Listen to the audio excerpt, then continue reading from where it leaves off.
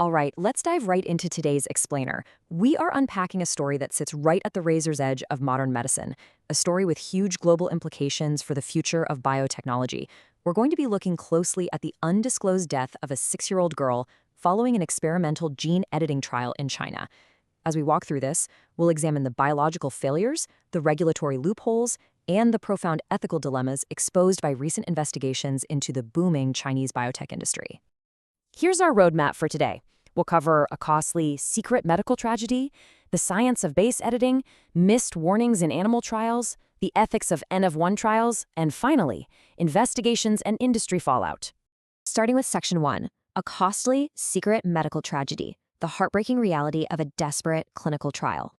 So this story begins at Tsinghua Hospital in Shanghai, back in March 2025. We have a 6-year-old girl, we'll call her May, who suffered from a rare neurodevelopmental disorder. And to explain her condition to her, the hospital used this really simple, poignant analogy. They told her, "Your book has a small mistake." Biologically speaking, she just had a single incorrect DNA base in her CHD3 gene. Now, this mutation did affect her cognitive development, but here is the absolutely crucial thing to remember. Her condition was not immediately life-threatening. But naturally, her parents wanted to fix that mistake in the book. So they scraped together personal savings, gathered family contributions, and paid a staggering $860,000. I mean, that is a massive financial investment, all going to fund the development of a highly experimental, individualized gene editing treatment led by a prominent neuroscientist named Zilong Qiu. And then tragedy strikes. Just 7 days, literally 1 week after getting this unprecedented treatment injected directly into her spinal fluid, May died from a severe immune reaction. But honestly, what makes this even more shocking? This girl's undisclosed death in a gene editing trial raises huge red flags in the booming Chinese industry, primarily because her death was kept completely hidden from the public and the scientific community for over a year. Moving on to Section 2, the science of base editing, attempting to rewrite a genetic mistake. Now, you're probably familiar with standard CRISPR, right? It acts kind of like molecular scissors. But base editing is different. It's more like a biological pencil eraser. The researchers custom-built an adenine base editor specifically intended to reverse May's disease-causing point mutation. The goal was incredibly precise. Reach right into her neurons and swap one single incorrect T back into a C, all without breaking the double-stranded DNA. But here's where it gets wildly complex. The base editor was actually too big to fit inside a single delivery vehicle.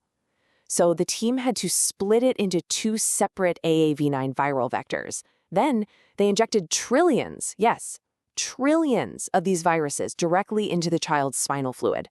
So the real risk here wasn't even necessarily the gene edit itself. It was this massive, unprecedented viral payload. They were essentially just crossing their fingers that the 2 halves would somehow find the exact same brain cells and perfectly reassemble.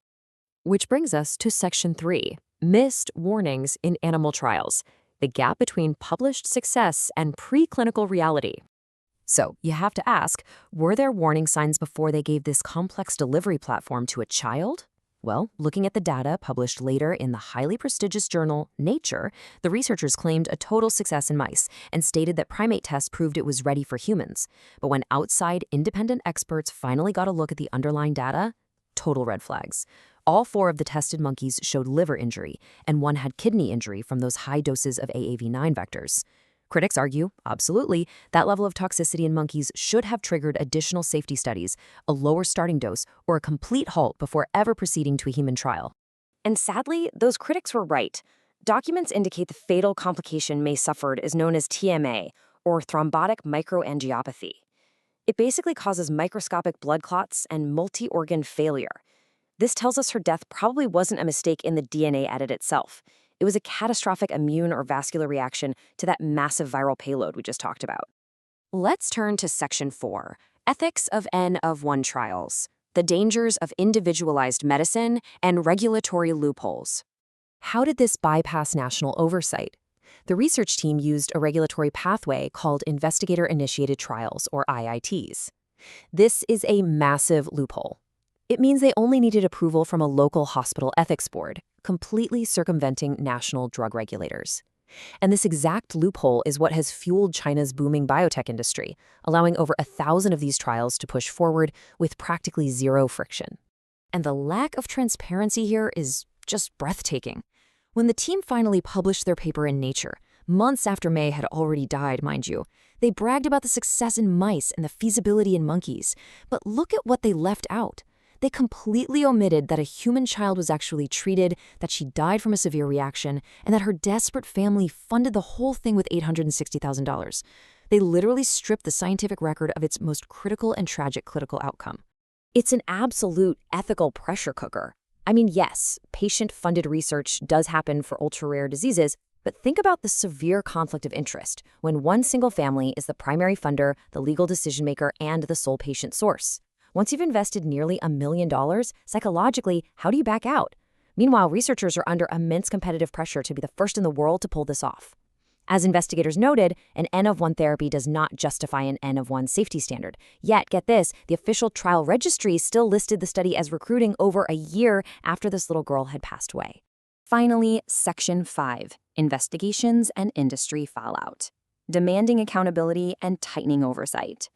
When you lay out the timeline, the secrecy is undeniable. They submitted the preclinical paper in late 2024. May tragically died in March 2025.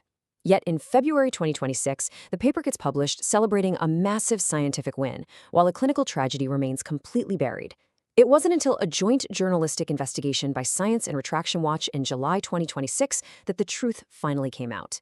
The immediate fallout? Honestly, a slap on the wrist. The hospital paid a fine of about $3,500, and the physician got verbal counseling. Seriously. But thankfully, the public exposure has changed things. The university launched a massive investigation, Nature slapped an editor's note on the paper, and crucially, the Chinese government was forced to step in. They've revamped regulations, restricting these cutting-edge trials, and explicitly banning institutions from charging patients these exorbitant research fees. So, as we wrap up this explainer, we're left with a really profound dilemma. Gene therapy is expanding at lightning speed, potentially impacting treatments across the globe.